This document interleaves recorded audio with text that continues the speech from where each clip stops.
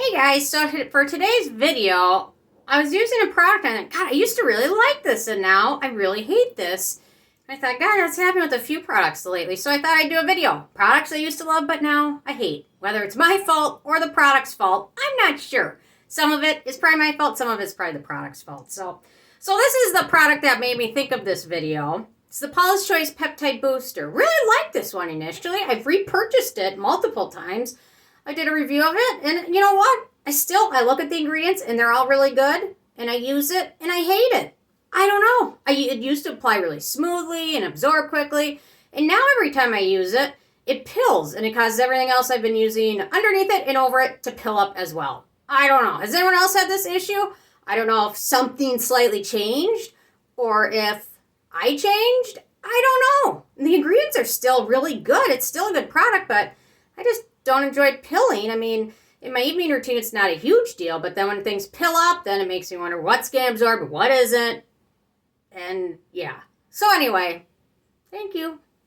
Okay, next up, the second product I've had issues with. I don't even know if they make this anymore. The Fresh Sugar Lip Wonder Drops. The first few times I used this, I actually really liked it. And I started using it more as kind of like a lip mask treatment before I'd shower and things. And I noticed something. The more often I use this, the drier my lips got. And I actually got a little bit of angular cheilitis, I believe, like in the corner of your lips. I don't know if this caused that.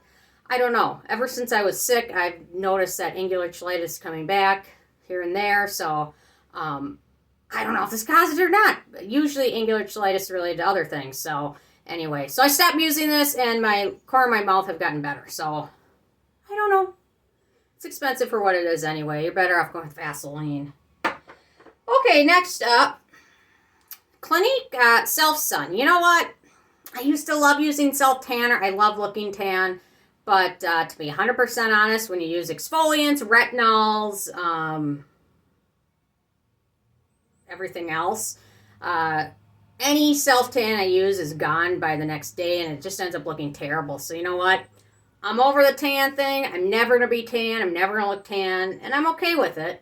I love looking tan when I was younger, but you know what? Any of these self-tanners on my face, because of all the retinoids and exfoliants I use, they just don't last. So anyway, another product may not be terrible for everyone else, but if you use a lot of exfoliants and retinoids, you know what? It's impossible to keep up with a tan look. It's better. I'm better off just using more bronzer.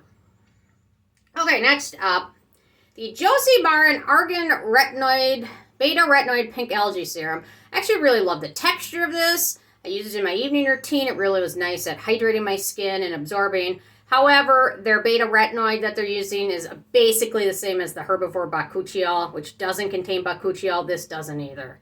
So, used to love it, and now it's a ripoff for what they charge for it, and to not even have the bakuchiol in there.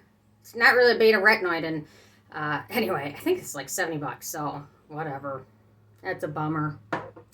Okay, next up, we've got the Dermalogica Vitamin C5. I like a lot of things about this. I love that they use 5 forms of vitamin C, and I used this several times, and I liked it, and then the more I used it, I just noticed the fragrance in it got stronger and stronger, and not the first few times, I didn't even notice fragrance, but there is fragrance in there towards the very bottom of the list. There's also lemon fruit and orange fruit extract. So I'm bummed because I liked using this, but now I think my skin is just saying, no more, too scented, can't handle it. Big bummer. I'm going to have to see if I can return it. I think I bought it too long ago. Okay, next up we've got the Claire's Youth Activating Blue Drop. Midnight Blue Youth Activating Drop. This is another one I've repurchased multiple times, had great luck with. However, this last 2 bottles I've had this happen now, where it ends up looking black before I can even finish it. Look, it looks very gray. I don't know what is going on. It starts out blue, but it disintegrates or just goes bad. I don't know. But I know it shouldn't look gray and black, so another one. It's a bummer because I really like the ingredients in this one, but I just can't use it fast enough before it goes bad. And then it makes me feel like a waste. It is a waste. Okay, next up, another one I'm torn on. The Peach and Lily Super Reboot Resurfacing Mask. This is actually a repurchase. I repurchased this 3 times. This most recent jar, I don't know what it is, but my skin hates it. It burns. It irritates it. I rinse it off before it gets to, how many minutes did I say to leave it on?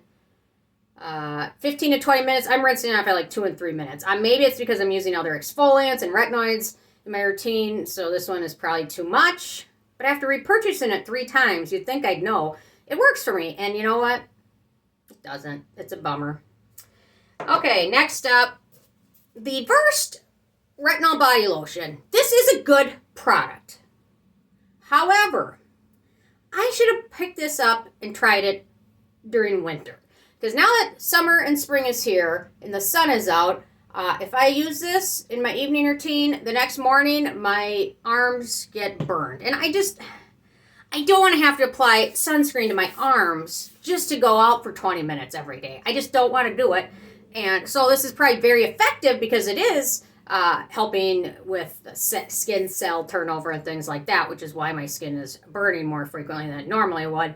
So I think I'm going to put this away, pull it back out in November, and then give it a whirl. Because I just don't think this and summer are a good combination. Unless I'm going to be very diligent about sunscreen on my arms, which I just don't want to have to put sunscreen on my arms every day.